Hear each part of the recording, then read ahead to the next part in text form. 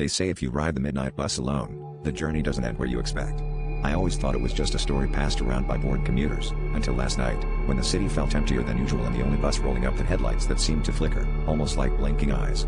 The doors hissed open. I stepped inside, paid my fare, and found every seat empty except for the driver up front, hunched and motionless. I took a seat halfway down, telling myself legends were just that, but the air was thick, sour, and the windows showed only darkness, no city lights outside. The bus rumbled on. Streets blurred past too quickly, and I realized we hadn't stopped for any other passengers. My phone lost signal.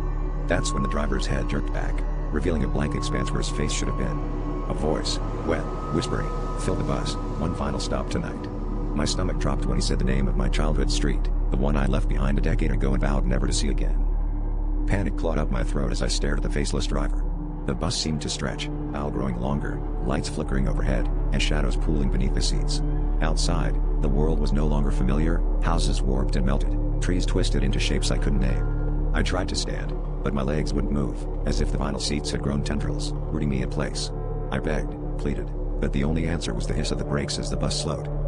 We stopped outside a house that shouldn't exist anymore, its windows aglow with a sickly, pulsing light. The doors creaked open, and something unseen beckoned from within.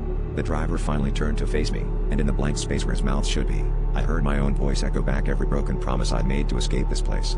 When I staggered off the bus, the doors snapped shut, and I realized the bus, and whatever rode it with me, was never meant to let me leave, only to bring me home.